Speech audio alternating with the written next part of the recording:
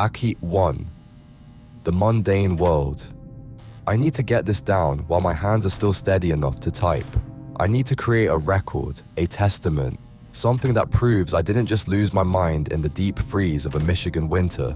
If you're reading this, maybe you can make sense of the patterns I missed.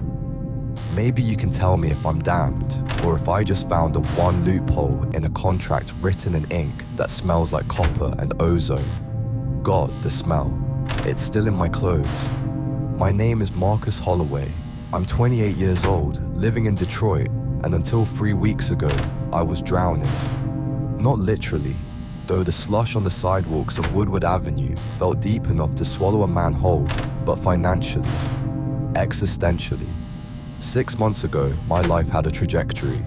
I was a junior graphic designer with a decent firm downtown, engaged to a woman named Sarah who laughed at my terrible puns, and driving a Honda that didn't rattle when it hit 40.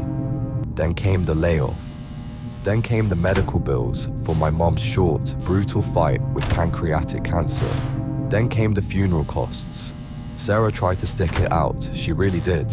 But watching a man disintegrate slowly under the weight of 5-figure debt isn't exactly romantic. She left 2 months ago. The Honda died 3 weeks later. By the time I saw the flyer, I was 3 days away from eviction. I was sitting in a 24-hour diner near 8 Mile, nursing a coffee I'd already refilled 4 times, trying to figure out which organ I could sell without dying immediately. The flyer was taped to the inside of the diner's bathroom stool. It wasn't printed, it was handwritten on thick, cream-colored cardstock that looked too expensive for the setting. The ink was a deep, shimmering black. Night clerk needed the obsidian pawn and loan hours. 10 cars PM, 6 AM pay, 45 hour, cash nightly. Inquire within, 33 Well 1 Ashcroft Lane. Ask for Mr. Vane, $45 an hour, cash. I did the math instantly. That was nearly double what I made designing logos. A week of that would clear my back rent. A month would put a dent in the medical debt. It was too good to be true. Obviously, it was a front for something. Drugs, fencing stolen goods, maybe something worse. But desperate men don't have the luxury of skepticism. I wrote the address on a napkin, left my last $2 as a tip, and walked out into the biting wind. Ashcroft Lane wasn't on my GPS.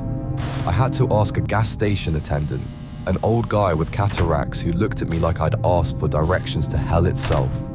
He pointed me toward a block of industrial decay that the city's revitalization efforts had conveniently forgotten. The shop sat wedged between a condemned textile factory and a burnt-out row house. It didn't look like a pawn shop. It looked like a mausoleum that had been repurposed as a retail space. The windows were barred with iron, wrought into shapes that looked like twisting vines or grasping fingers. The neon sign above the door simply read "Open" in a buzzing violet hue that made my eyes water. I pushed open the heavy oak door. A bell chimed, not the tinny ding-ding of a convenience store, but a deep, resonant toll, like a church bell striking in a valley. The interior was larger than the outside suggested. Shelves stretched up to a ceiling lost in shadow, packed with items that defied categorization. I saw vintage typewriters, tarnished saxophones, and flat-screen TVs, sure.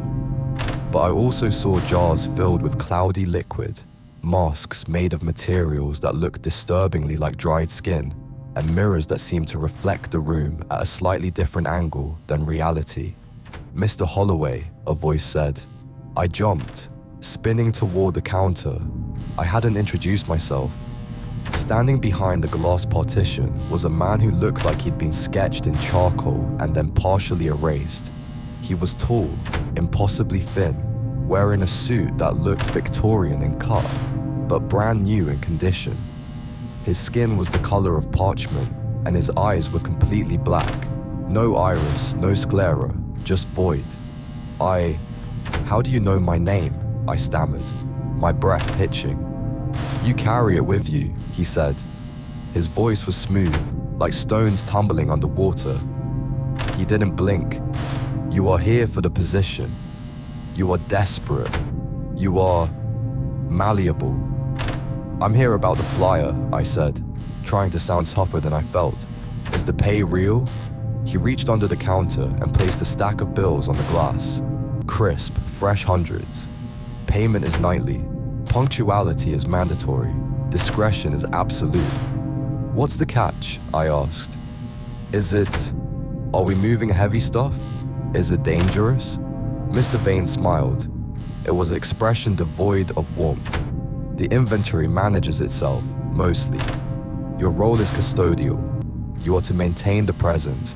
You are to facilitate exchanges, but mostly you are to follow the rules. He slid a piece of paper across the counter.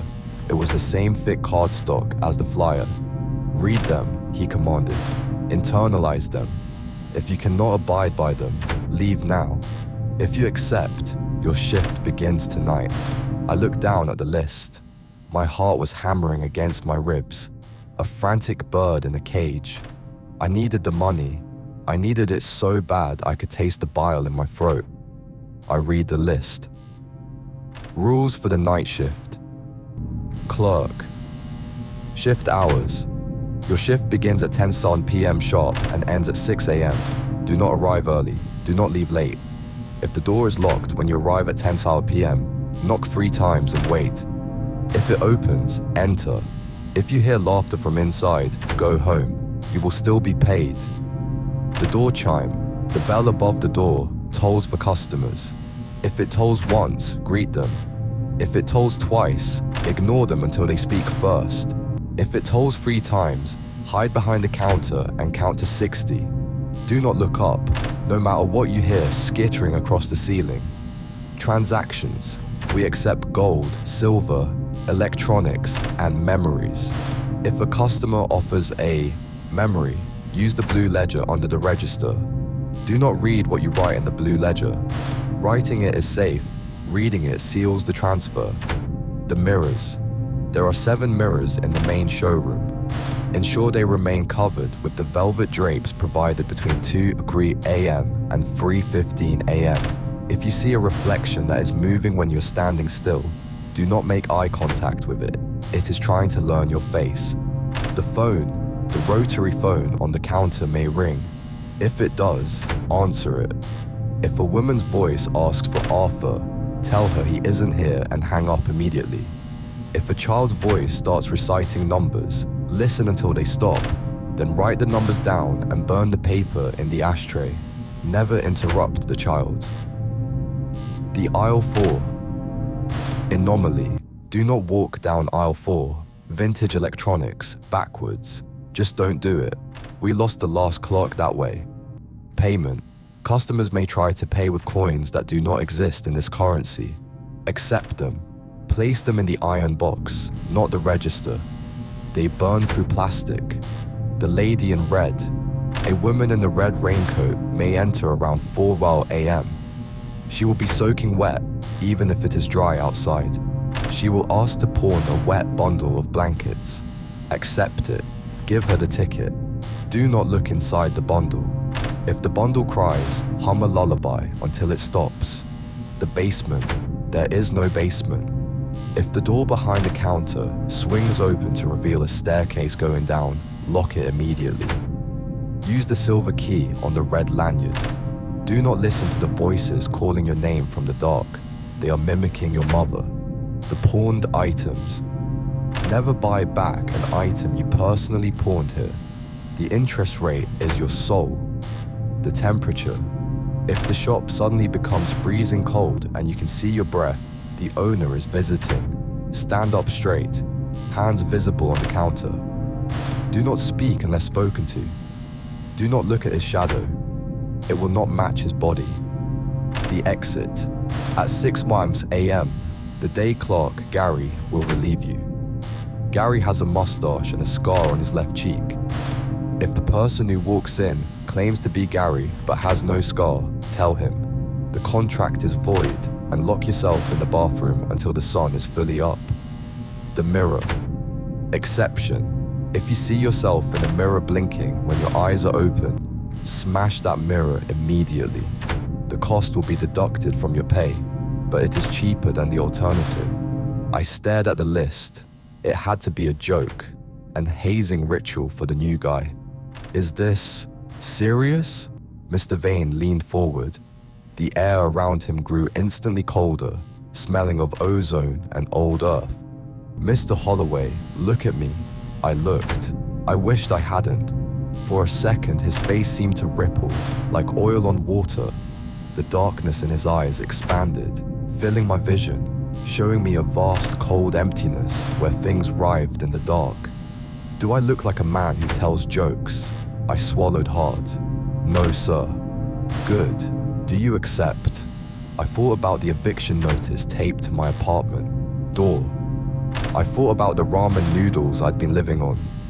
I thought about the cold wind outside. I accept, I whispered. Excellent, Vane said. The smile returned, stretching his face too wide.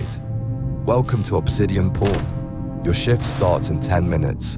I will be upstairs. He turned and walked toward the back office, his movement stiff and jerky, like a marionette controlled by an amateur. He stepped into the shadows and simply vanished. I was alone. I looked at the clock on the wall. The second hand was ticking backward. I blinked and it was moving forward again. 9:55 p.m. I went behind the counter. The wood was smooth and cold. I found the blue ledger, the iron box, and the silver key on the red lanyard. They were real. This was real. At 10 p.m. exactly, the bell tolled. Dong, one toll. Greet him. I looked up. A man in a heavy coat stood there.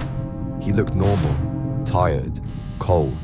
Welcome to Obsidian Pawn, I said, my voice trembling slightly. He nodded, walking to the counter. He placed a gold wedding band on the glass. How much? He rasped. I breathed a sigh of relief. Normal. This was normal. I didn't know then that normal was the mask the horror wore before it peeled its face off. Act 2. Escalating strangeness. Night 1. The unsettling. The man with the wedding ring took $50 for it. It was worth at least $300 in scrap gold alone, but he didn't haggle. He didn't even look at the cash as he stuffed it into his coat pocket. He just looked at the space where his ring used to be, a band of pale skin on his weathered finger, and whispered, "At least she stopped screaming now." Then he turned and walked out into the snow. I stared at the door for a long time after the bell stopped vibrating. At least she stopped screaming now. Jesus. I told myself it was just metaphors. Sad, desperate metaphors from a guy who probably drank his mortgage payments. The shop settled into a heavy, breathing silence. That's the only way I can describe it. You know how most buildings have a hum? The HVAC system, the refrigerator compressor, the distant traffic. Obsidian Pawn didn't have that. It had a stillness so profound it felt like pressure building in my ears. But underneath the silence, there was a rhythm. A slow, deep from that I felt in the soles of my shoes rather than heard. Like a heartbeat buried under 10 feet of concrete. I busied myself wiping down the glass counters. I organized a display of vintage Zippo lighters. I checked my watch every 30 seconds. 11:15 p.m. 11:16 p.m. The boredom was almost a relief. I started to think Vane was just an eccentric goth theater kid who grew up to be an eccentric goth business owner. The rules, flavor text, atmosphere, a way to keep the employees on their toes. Then the phone rang. It was a heavy black Bakelite rotary phone sitting on a shelf behind the register. I hadn't even noticed it was plugged in until the metal bells inside ringed with a violence that made me jump 3 inches off the floor. I froze. Rule 5. The phone. If a woman's voice asks for Arthur, tell her he isn't here and hang up immediately. I stared at it. It rang again. The sound was jarring, too loud for the room, echoing off the high ceiling. I picked up the receiver. The plastic felt greasy, cold. Obsidian Pawn, this is Marcus. Static, thick, wet static, like the sound of rain hitting a tin roof. Then, a voice cut through it. It was faint, sounding like it was coming from the bottom of a well. "Is Arthur there?" My blood ran cold. It was a woman's voice, but it was distorted, cracked, desperate. "No," I said, my voice tight. "He isn't here." "Please," she wept. "Please, tell him the water is rising. Tell him I can't hold." I slammed the receiver down. My hand was shaking. I pulled it away from the phone as if it had bitten me. The silence rushed back in, heavier than before. "Just a prank," I told myself. "Someone knows the script. Someone messing with the new guy." But the static, the sound of that water, it didn't sound like a bad connection. It sounded like she was drowning. I paced behind the counter. 12:30 a.m. At 1 a.m., the bell tolled. Dong. One toll. Greet them. I looked up, ready to put on my customer service face. A teenager, maybe 16, shuffled in. He was wearing a hoodie that was too big for him and clutching a shoebox. He looked terrified. He walked to the counter, eyes darting around the shop, avoiding the dark corners. "Help you?" I asked.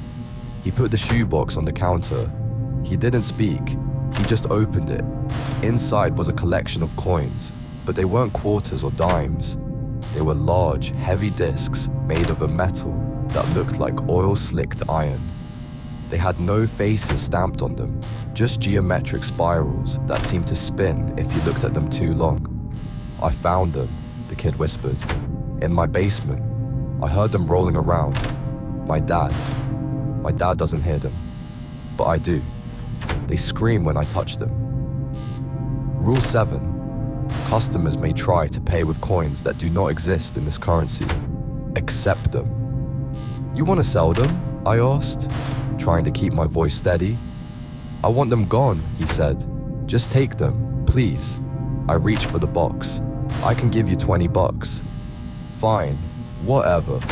I took a 20 from the register and handed it to him. He snatched it and ran. He didn't walk. He sprinted out the door, the bell tolling wildly behind him. I looked at the coins. There were 5 of them. I remembered the rule. Place them in the iron box, not the register. They burn through plastic. I grabbed the heavy iron lockbox from the shelf under the counter. I tipped the shoebox to slide the coins in. One of them missed and hit the plastic till of the cash register. Hiss. A plume of acrid yellow smoke rose up. I watched, horrified, as the coin sizzled, melting straight through the plastic divider, then through the bottom of the drawer and clattered onto the wood below. It left a hole with perfectly smooth cauterized edges. "Holy shit," I whispered. I used a pair of metal tongs I found next to the ledger to pick it up and drop it into the iron box. The box was cold to the touch, but when the coins hit the bottom, it vibrated. Okay, not a prank, not flavor text. The coins were chemically something. Radioactive, acidic. I spent the next hour sitting on a stool, staring at the iron box, afraid it would explode. The rest of the night was a blur of hypervigilance. Every creak of the floorboards sounded like a footstep. Every shadow looked like Mr. Vane. At 2 a.m., I remembered the mirrors. Rule 4. Ensure they remain covered with the velvet drapes provided between 2 a.m. and 3:15 a.m. I scrambled out from behind the counter. The shop was massive and the mirrors were scattered. There was a tall cheval mirror near the guitars, a vanity mirror near the jewelry, and several wall-mounted ones in the antique furniture section. I found the velvet drapes folded neatly on a shelf labeled containment. They were heavy, smelling of dust and sage. I covered the first one easily, the second, the third. I got to the 4th mirror, a beautiful oval piece with a gilded frame. As I raised the cloth, I caught my reflection. Just me, tired, pale, eyes wide. Then behind me, in the reflection, something moved. It was just a shift in the darkness of aisle 3, a shadow that detached itself from a shelf and slid behind a grandfather clock. I spun around. Nothing. just the silent rows of pawned junk. I turned back to the mirror. My reflection was still there, but for a split second, before I threw the cloth over it, I swear my reflection didn't blink when I did. It just stared, a tiny tight smile playing on its lips. I covered it. I backed away. Do not make eye contact with it. It is trying to learn your face. I spent the time between 2 a.m. and 3:15 a.m. huddled behind the counter, reading an old magazine I found, refusing to look up. At 4 a.m., the rain started. Not outside, I couldn't hear rain against the windows, but inside my head, a steady, rhythmic dripping sound. Then the door opened. No bell, just the door swinging wide. A woman stood there. She wore a bright red raincoat, slick with water. Puddles formed instantly around her boots.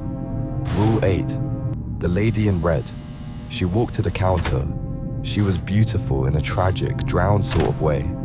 Her hair was plastered to her skull, and her skin was blue-tinged. She carried a bundle wrapped in wet wool blankets. "He's cold," she whispered. Her teeth didn't chatter. "He's so cold." I knew the rule. Accept it. Give her the ticket. Do not look inside. "I can take it," I said. My voice was a croak. She placed the bundle on the counter. It was heavy. Wetness soaked into the wood instantly. It smelled of pond water and decay. I wrote out a pawn ticket. Item, bundle, value, indeterminate. I handed it to her. She took it with fingers that looked like ice. "Keep him warm," she said. Then she turned and left. As soon as she crossed the threshold, she vanished. I don't mean she walked into the darkness. I mean she ceased to exist. 1 second she was there. The next, empty air. The bundle on the counter shifted. A small soft whimper came from inside. If the bundle cries, hum a lullaby. I froze. Every instinct in my body screamed, run.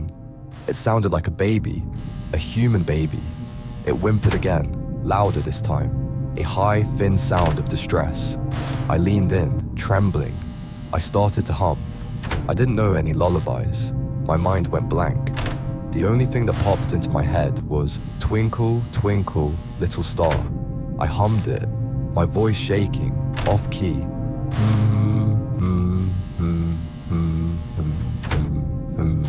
The bundle twitched. The whimpering stopped.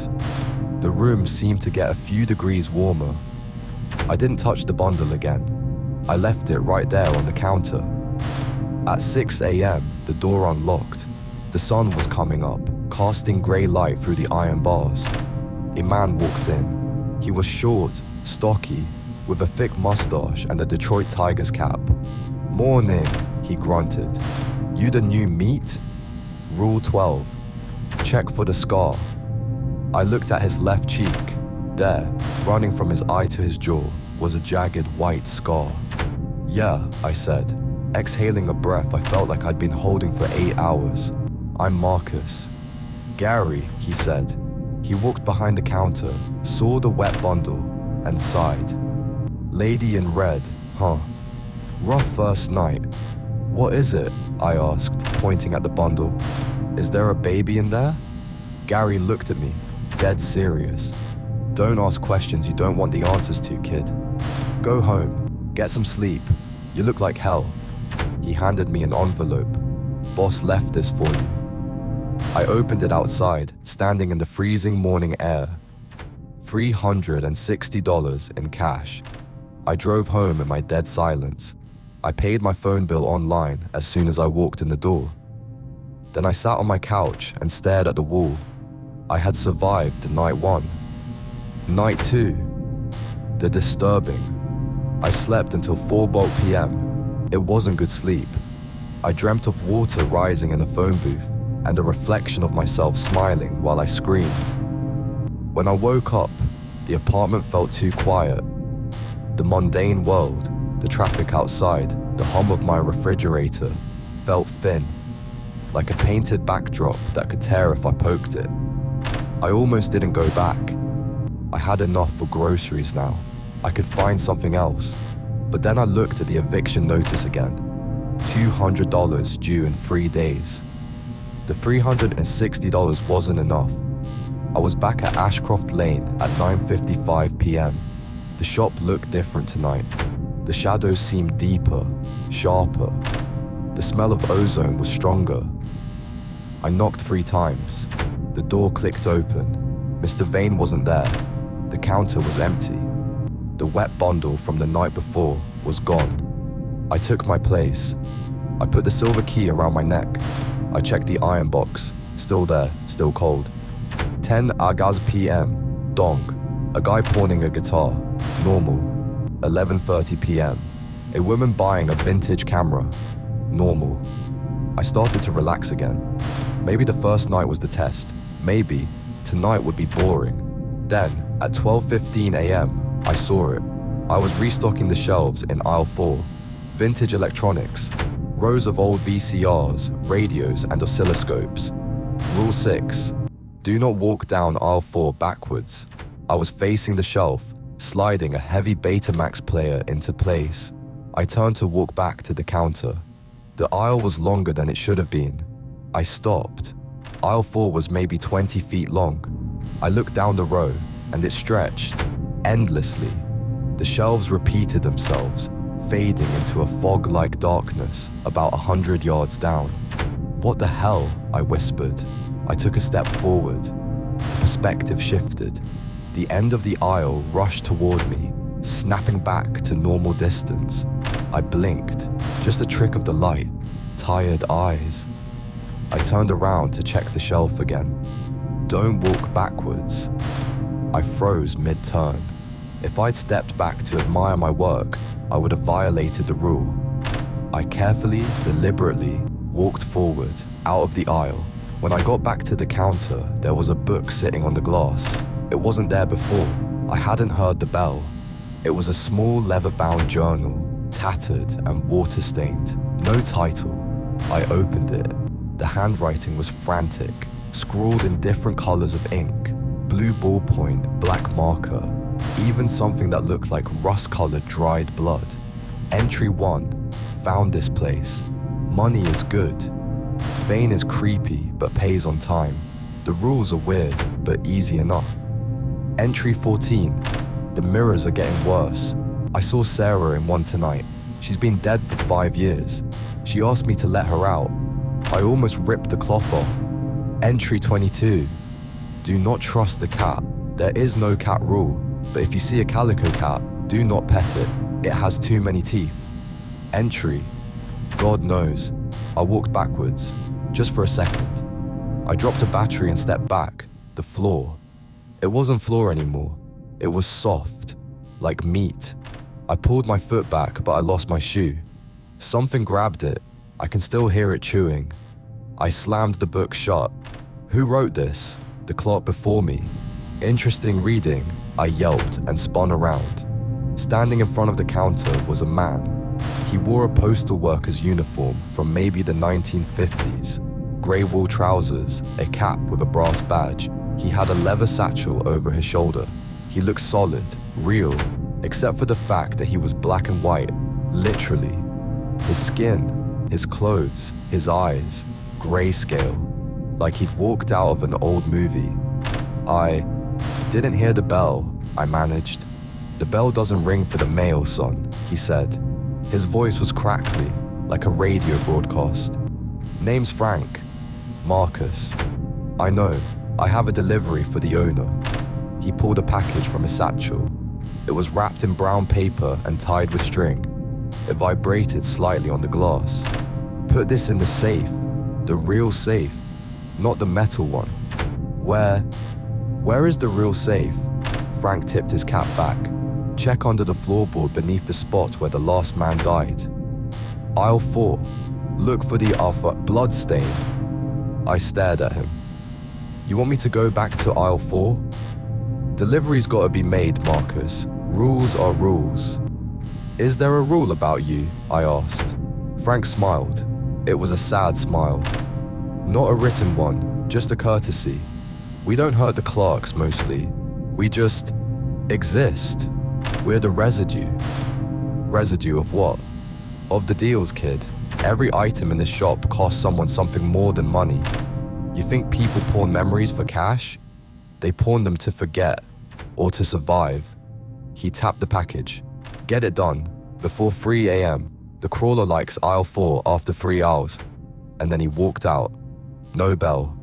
I looked at the package. I looked at aisle 4.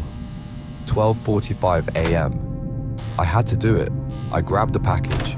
It felt warm, like holding a feverish animal. I walked to aisle 4. It looked normal now. I walked down it, scanning the floor. Halfway down, near the section of ham radios, I saw it. A dark stain on the wooden floorboards. It looked old, but when I stepped near it, the wood felt spongy. Look for the blood stain. I knelt down. I pried at the loose board with my fingernails. It popped up with a groan. Underneath wasn't a safe. It was a hole. A deep vertical shaft lined with brick. Darkness swallowed the light from the shop. But a few feet down, there was a small ledge. Put this in the safe. I reached down, my heart hammering against my ribs. The air coming out of the hole smelled of ozone and rot. I placed the package on the ledge. Something wet and cold brushed my hand. I yanked my arm back, scrambling away, sliding across the floor. From the hole, a sound drifted up. A low, guttural purr. I slammed the floorboard back into place and stomped on it. I stood up. I didn't step backwards. I turned around carefully and walked to the counter. My hand was covered in a thin, clear slime. I washed it in the bathroom sink for 10 minutes. The slime didn't want to come off. It stung, like handling bleach.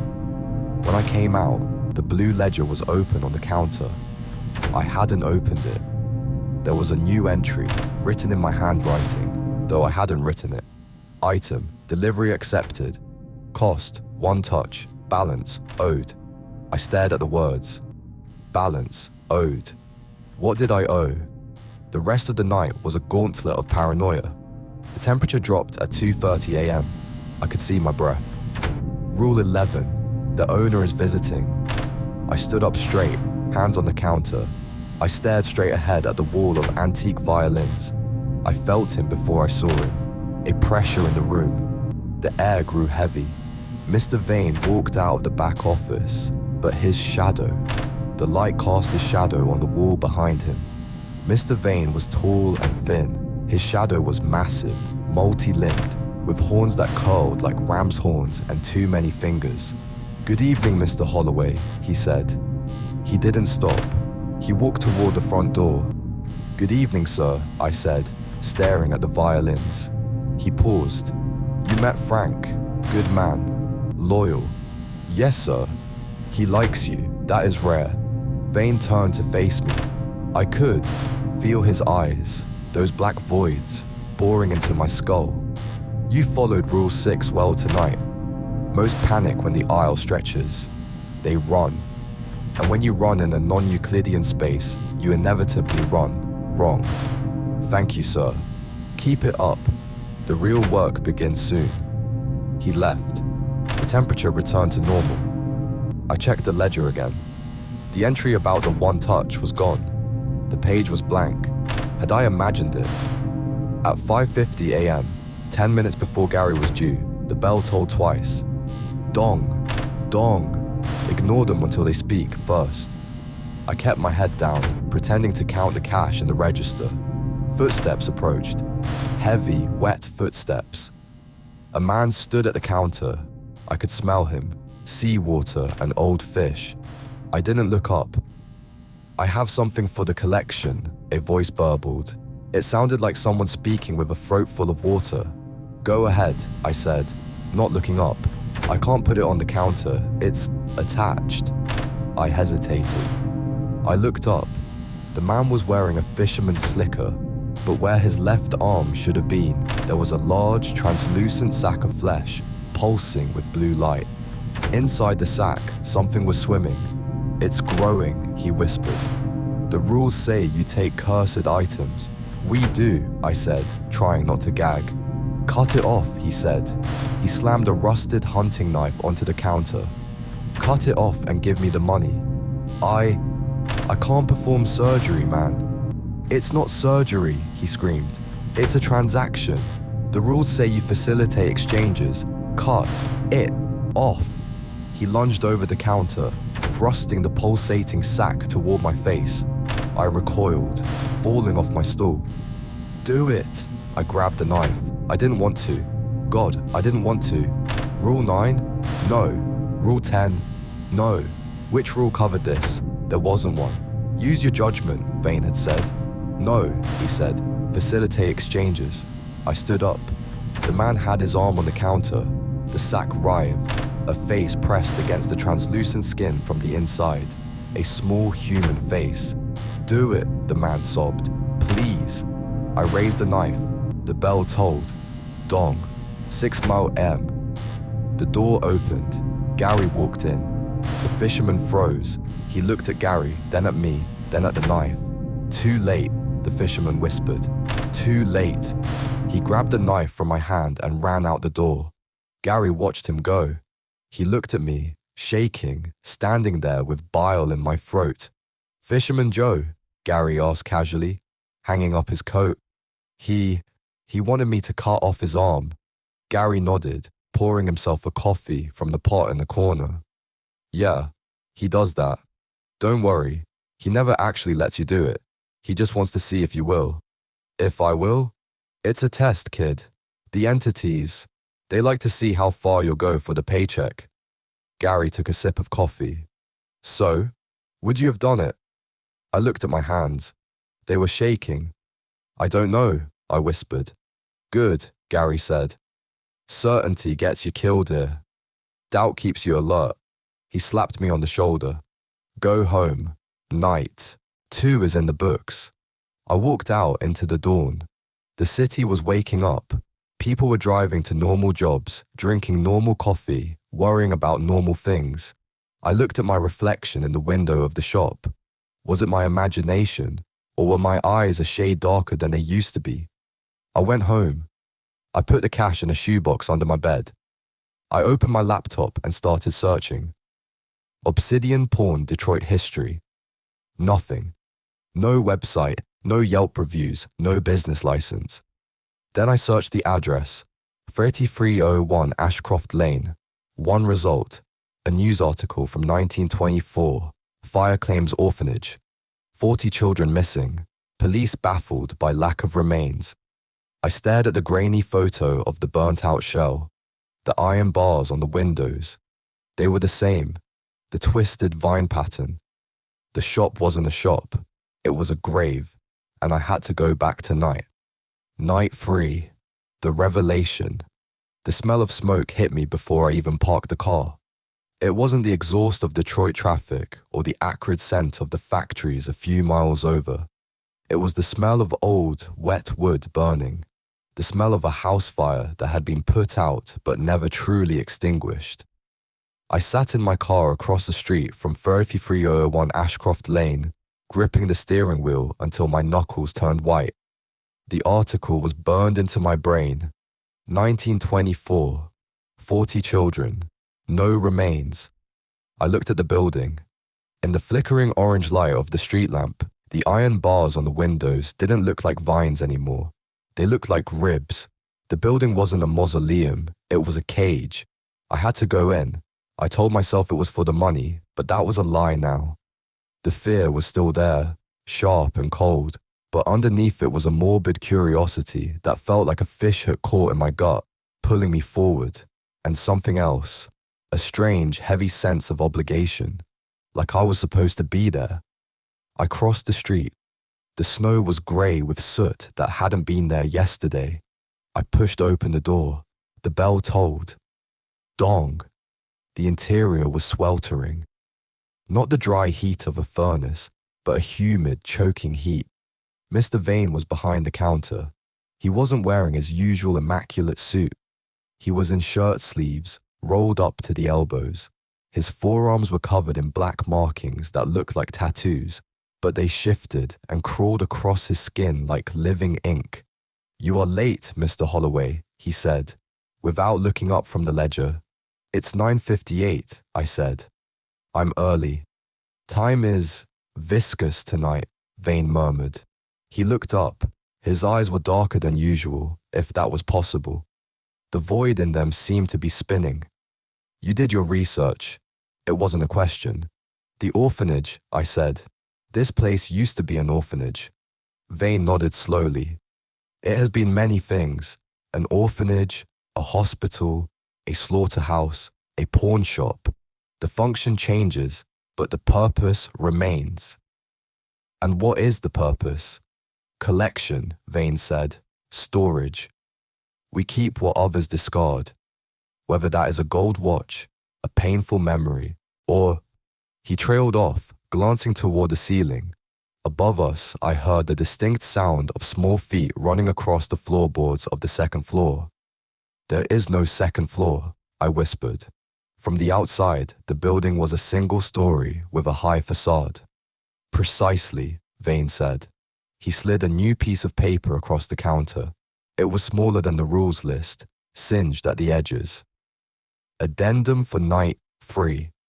The heat. The thermostat is broken. Do not attempt to fix it. If the temperature rises above 100 degrees, do not sweat. Wipe it away immediately. They are attracted to the moisture of the living. The ash. If ash begins to fall from the ceiling, open the black umbrella under the counter. Do not let the ash touch your skin. It is not wood ash. The nursery. If you hear a music box playing London Bridge, locate the source and close the lid. You have 30 seconds before the bridge falls down. The visitor. A man named Mr. Blackwood may arrive. He will ask to inspect the inventory. Deny him. Use the phrase, "The ashes are not yet cool." What is this? I asked, taking the paper. Precautions, Vane said. He buttoned his cuffs, hiding the moving ink. Tonight is an anniversary. The membrane is thin. I must attend to matters in the lower archives. You are on your own. Wait, I said, panic rising. The basement. Rule 9 says there is no basement. Vane smiled. It was the most terrifying expression I had ever seen. It was filled with pity.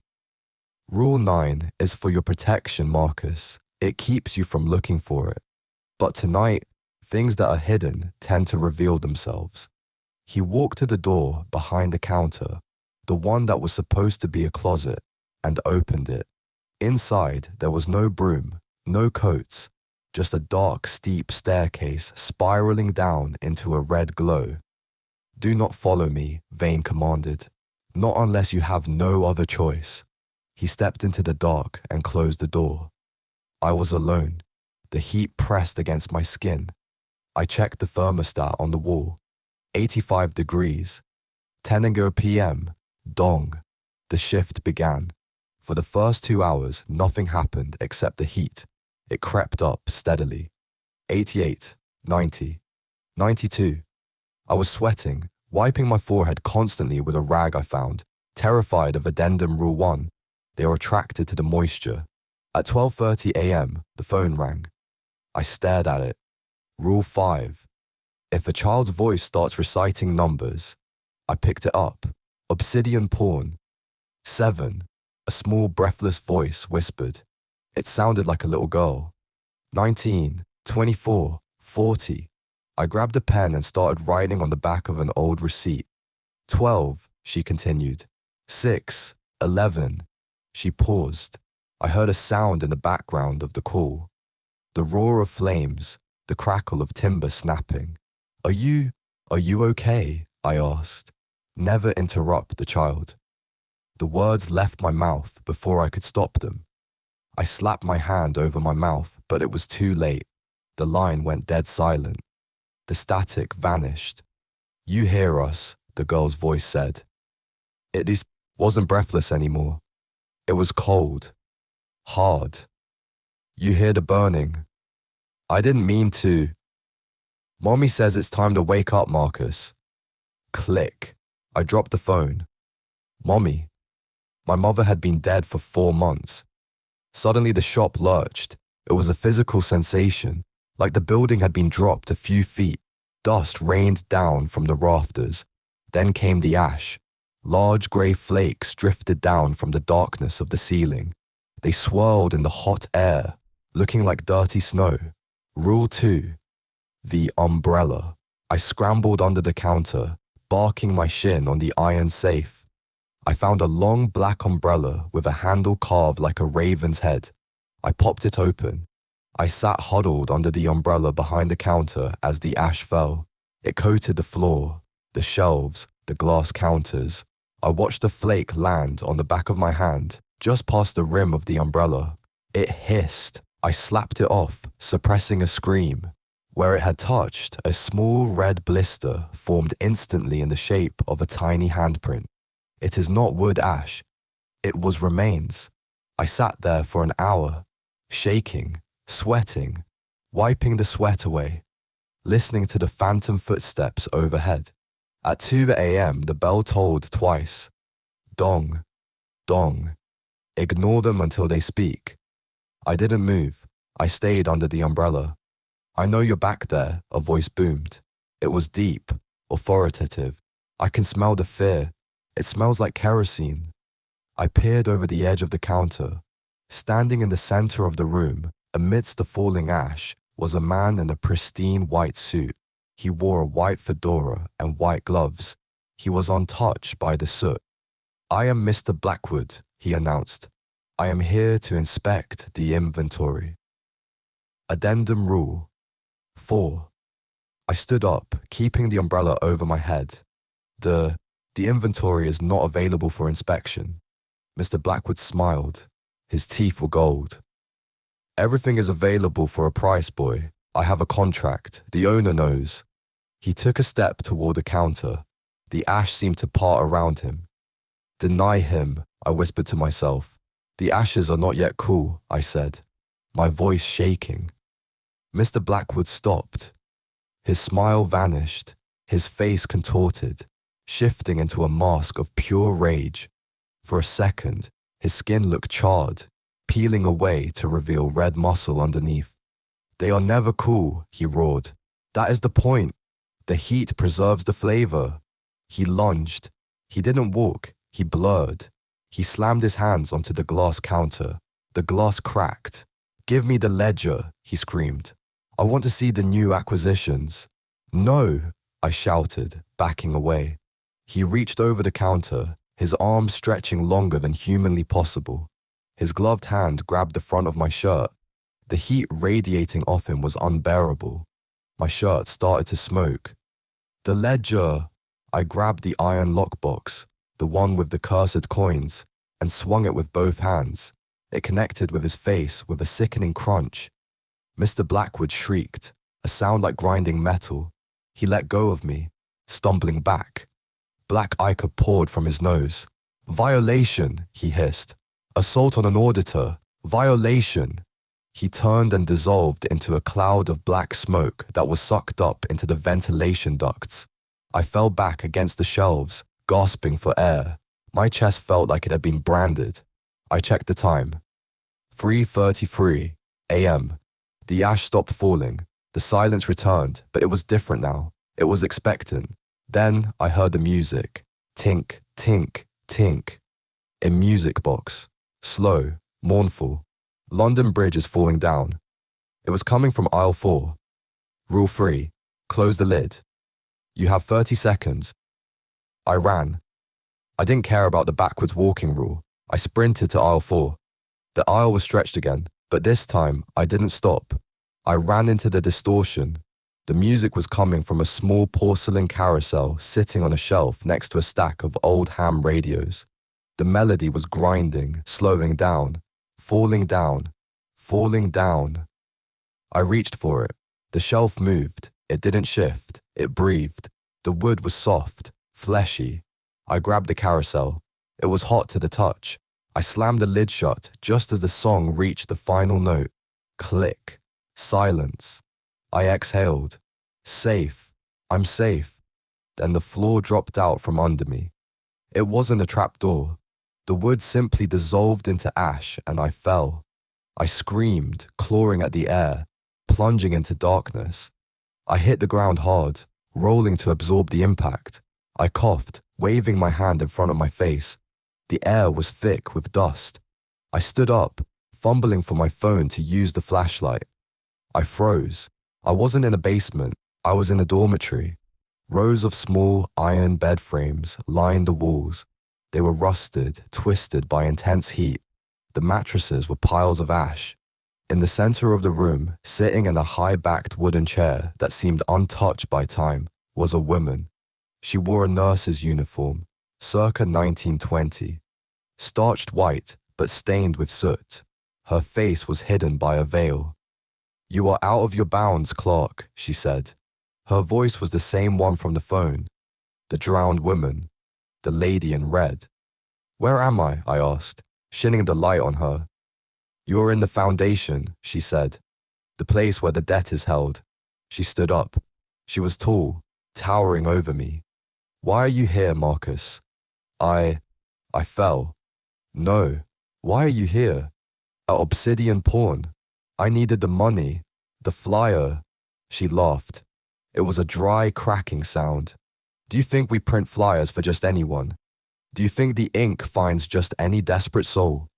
She walked towards me. "Your mother, Margaret Holloway." My heart stopped.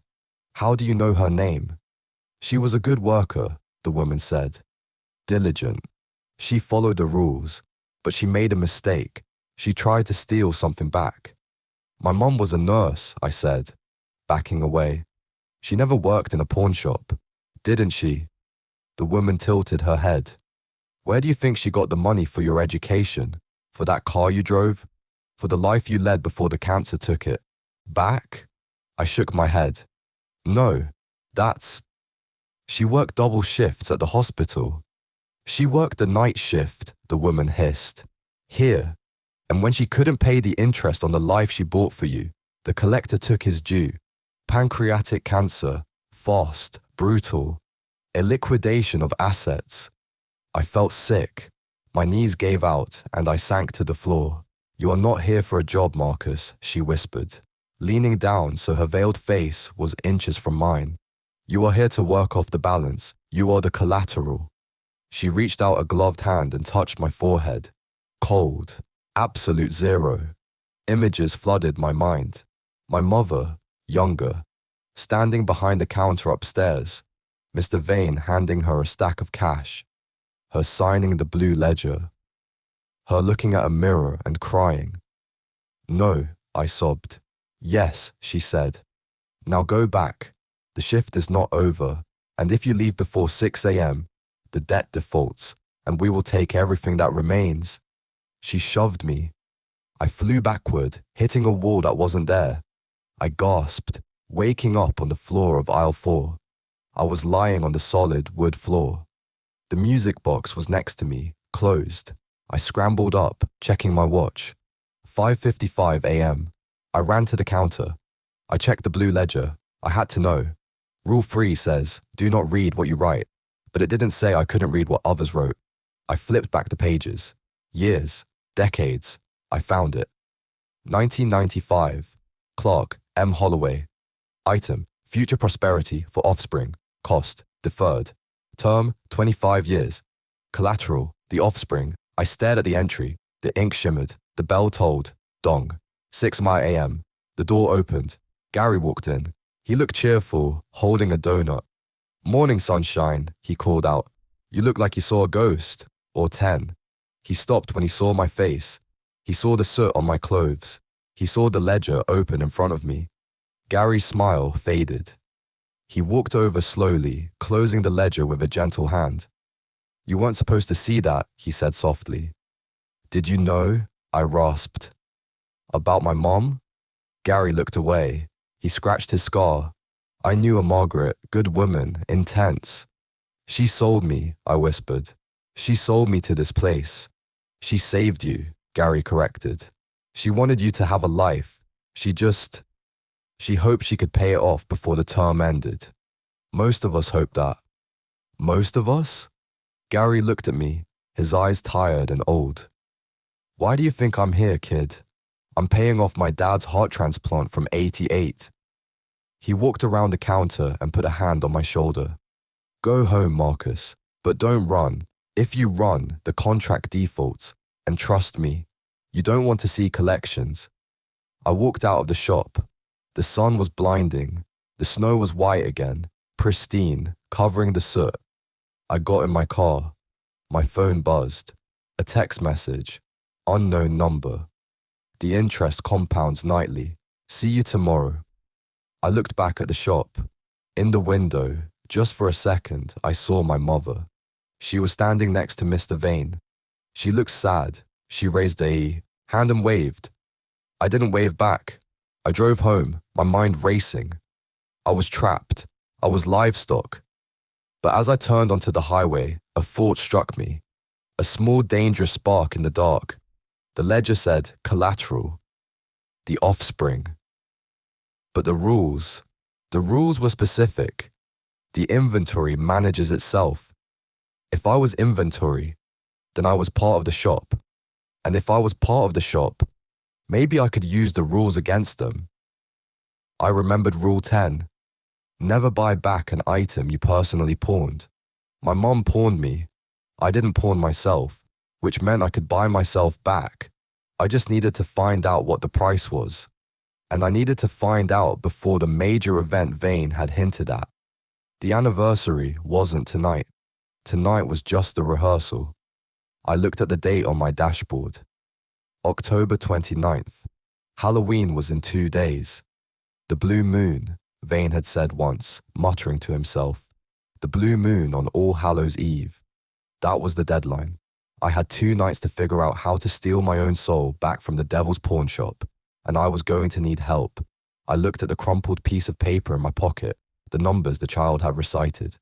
7, 19, 24, 40, July 19th, 1924. 40 children. It wasn't just a date, it was a combination. I knew where the real safe was now. Frank the postman had told me. Under the floorboard where the last man died, that wasn't just a drop box, that was the archive. I merged into traffic. For the first time in months, I didn't feel desperate. I felt angry. And anger, I was beginning to realize, was a powerful currency in Obsidian Pawn. Subsequent nights, the escalation. Night 4, the archive. I didn't sleep that day. I couldn't. Every time I closed my eyes, I saw the blue ledger, collateral, the offspring. I spent the daylight hours in the library, the real one on Woodward, digging into the history of 1924.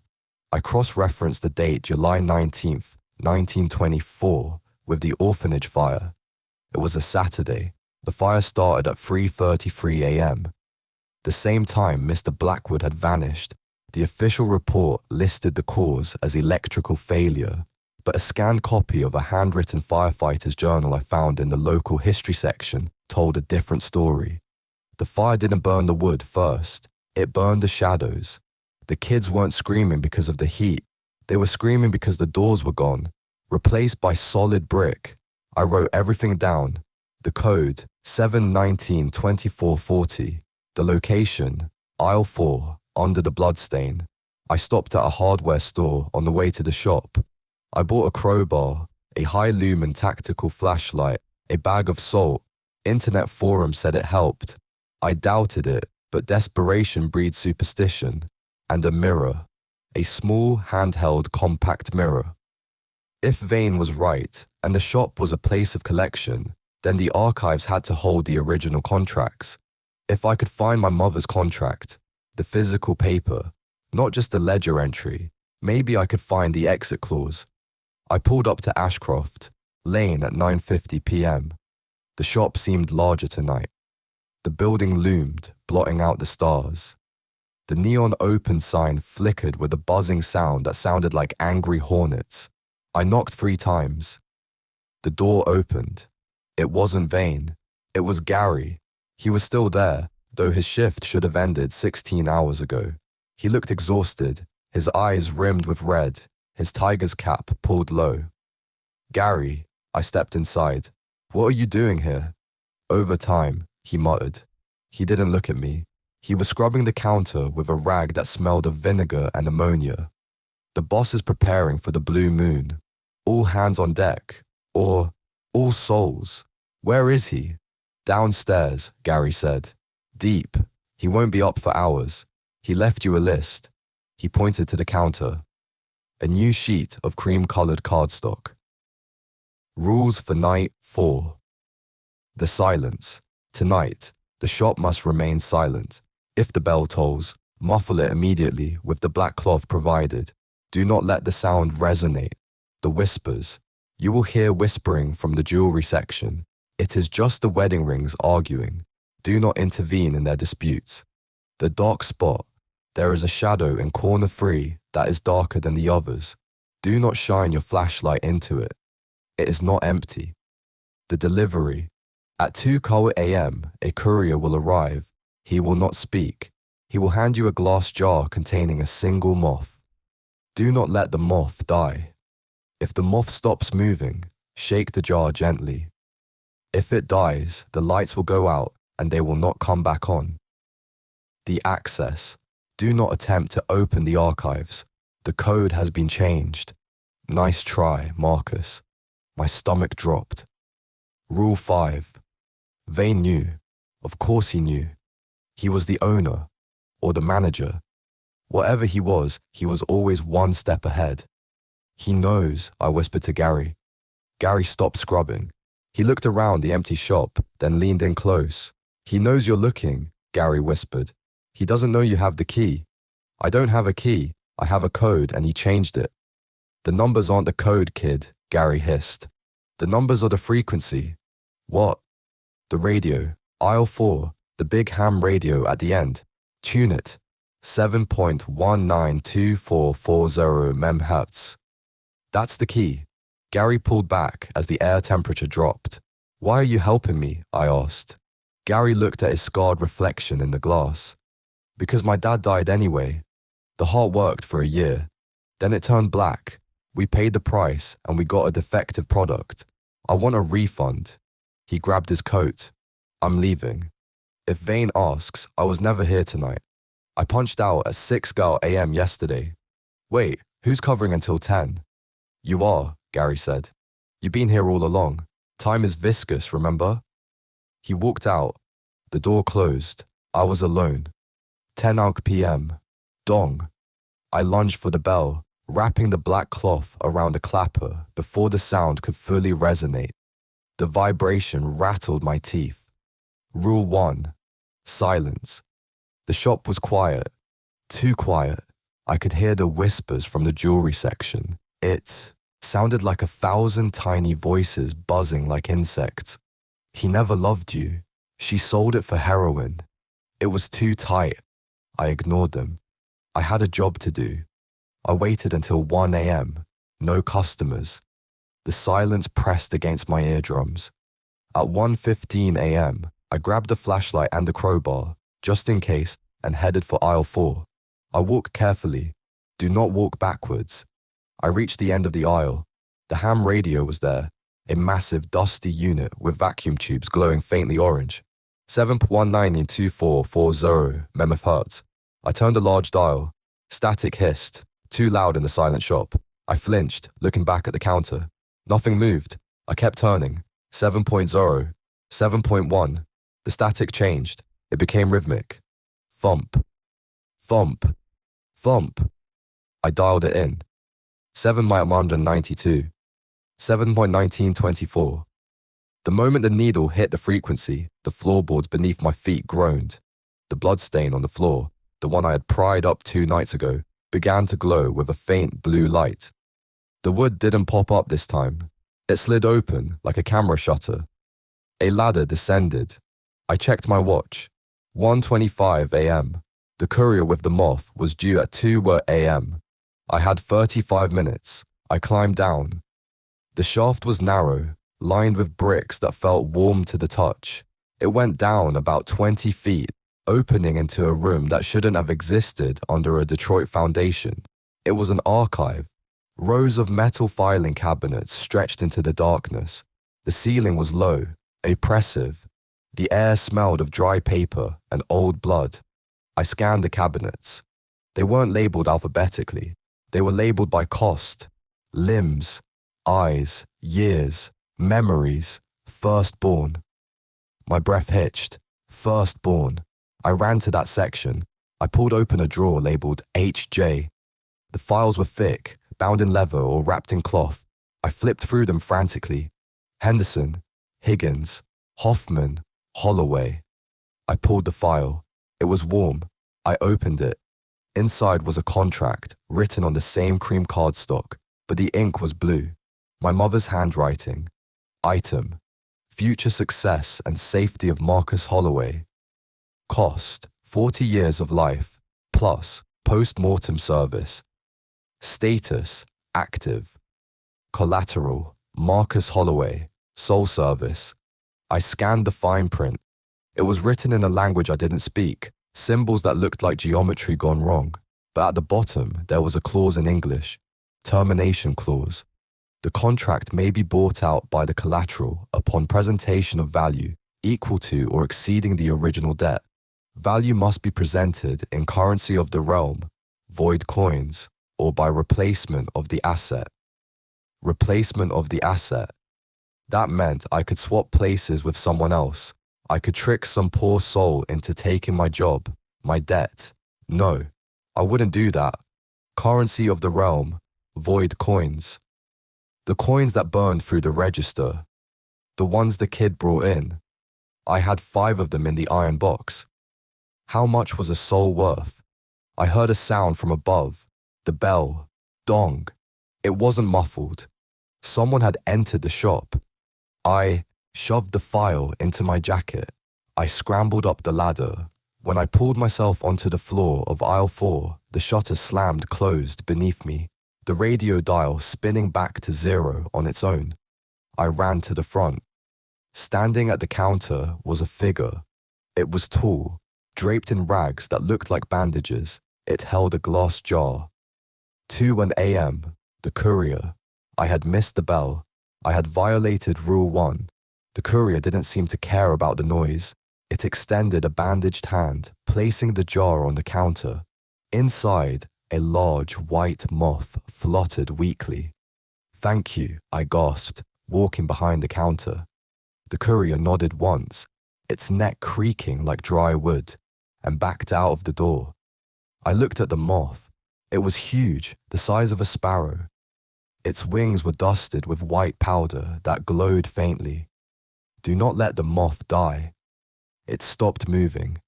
Panic surged. I shook the jar gently. The moth twitched. It fluttered again. I looked at the file in my jacket. Void coins. I needed more coins. I had 2 nights. The blue moon was on Halloween, night 6. Tomorrow was night 5, Devil's Night. If I was going to buy my freedom, I needed to turn this pawn shop into a robbery scene. But I wasn't stealing money. I was stealing the currency of hell, and I knew exactly where to get it. The fisherman, the man with the growing arm. He said he found the cursed items. He knew where they came from. I needed to find Fisherman Joe. Night 5, Devil's Night.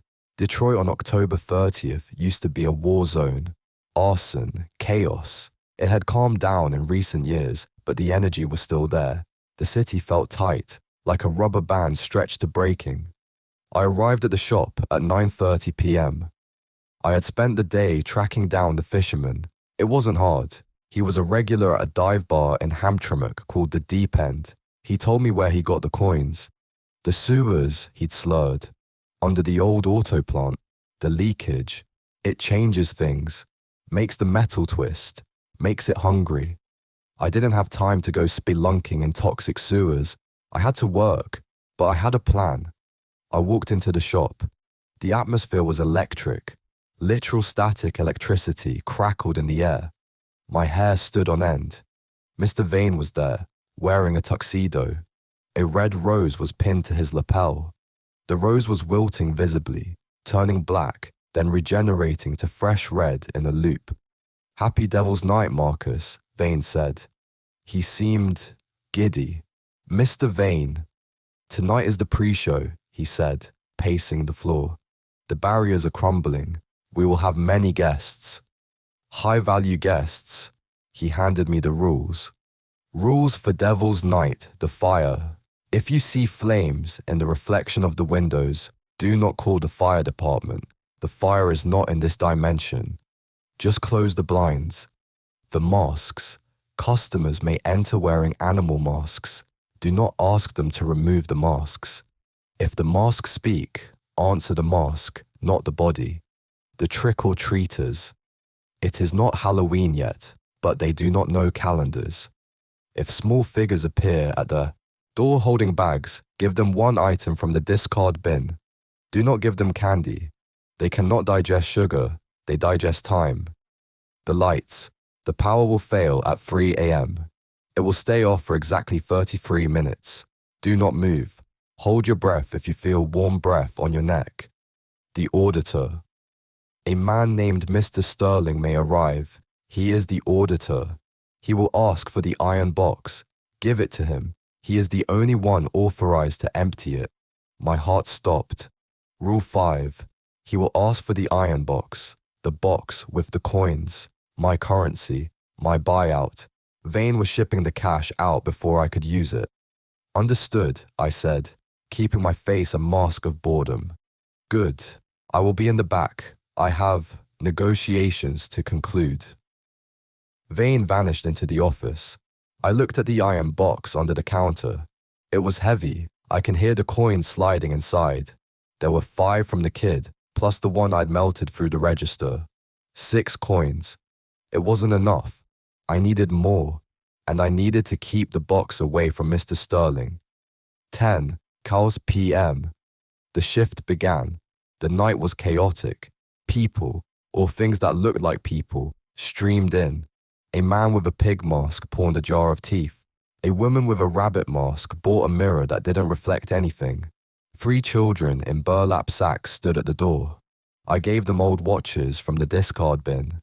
They ate them whole, gears crunching, and scampered away. At 2:45 a.m., the bell tolled. A man walked in. He was made of chrome, not wearing chrome. His skin was metal, polished to a mirror sheen. He wore a black suit that seemed to absorb the light. I am Mr. Sterling, he said. His voice sounded like a tuning fork. You're early, I said. The rules say 3 hours a.m. is when the lights go out. You're here for the box? The audit waits for no one, Sterling said. The box. Now. I put my hand on the iron box. I looked at the chrome man. I saw my reflection in his face. I looked terrified. I need to verify your credentials, I said. Sterling tilted his head. Credentials? I am the credentials. He reached over the counter. His hand was cold, hard metal. The box clock, or I liquefy your bones. I had to store. I had to. Suddenly the lights died. 3 a.m. Rule 4. Total darkness. Do not move. I froze. I could hear Sterling breathing. A metallic wheeze. Clever timing, Sterling's voice echoed in the dark. But I can see in the dark, little meat sack, thermal optics. I felt the heat of him approaching. Hold your breath if you feel warm breath on your neck. I held my breath. But Sterling wasn't behind me. He was in front of me. I heard the heavy thud of the iron box being lifted from the shelf. No, he was taking it. I couldn't move. If I moved, the entities in the dark would see me. I could feel them, the things that lived in the dark of the shop, circling. But if he took the coins, I was dead anyway. My mom was dead forever. I was collateral. Screw the rules. I moved. I didn't reach for Sterling. I reached for the other, box. The one I had prepared earlier that evening, filled with rusted washers and bolts I'd bought at the hardware store. I swung the decoy box toward the sound of Sterling. Here, I shouted. Take it. I heard a metallic hand grab the decoy box. Wise choice, Sterling sneered. I heard footsteps retreating. The door opened and closed. I stood there in the dark, clutching the real iron box to my chest, my heart hammering like a machine gun. I waited. 3:33 a.m. The lights flickered back on. I was alone. The decoy box was gone. The real box was in my arms. I slumped to the floor, laughing hysterically. I had robbed the auditor. But the victory was short-lived. The phone rang. I picked it up. Marcus. Vane's voice came through the receiver, though he was just in the back room. Mr. Sterling is displeased with the quality of the deposit. My blood froze. He says the metal tastes of Home Depot. The door to the back office slowly creaked open. Vane stood there. He wasn't smiling. He looked impressive. He was 7 feet tall now, his suit straining against a body that was becoming less human by the second. You are trying to be clever, Marcus. I appreciate cleverness. But theft? Theft is a breach of contract. He stepped into the shop. The floorboards cracked under his weight. The blue moon rises tomorrow night. Halloween, the liquidation. Since you have retained the currency, I assume you intend to make a purchase. I do, I said, standing up. I put the iron box on the counter. I want to buy out my contract, and my mother's. Vane laughed. It shook the jars on the shelves. 6 coins? You think 6 pieces of void metal are enough to buy 2 souls? He leaned over the counter. His face was a landscape of shifting nightmares. You need 100, Marcus, and you have 24 hours. He turned and walked back to the office. If you do not have the full amount by midnight tomorrow, I will take the coins, and I will take you, and I will feed you to the archive, piece by piece, for 1,000 years. The door slammed shut. I stared at the box. 6 coins. I needed 100. It was impossible, unless.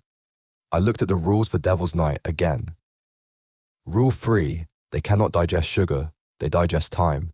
And Rule 7, from the first night, customers may try to pay with coins. I needed customers, lots of them. I needed to turn Obsidian Pawn into the hottest spot in the underworld for one night. I needed to host a sale. I grabbed my laptop. I opened the design software I hadn't used in months. I started designing a flyer. All Hallows Eve, flash sale, Obsidian Pawn and Loan. We buy anything. Top dollar paid in void currency. No questions asked. One night only. I wasn't just going to be a clock tomorrow. I was going to be a fence. I was going to trade the shop's own inventory, the cursed objects, the memories, the trapped souls, to the entities in exchange for the coins. I was going to liquidate the store before Vane could liquidate me. I hit print. I had one day to plaster these all over the darkest corners of Detroit. Tomorrow was Halloween, and I was going to bring the house down. Be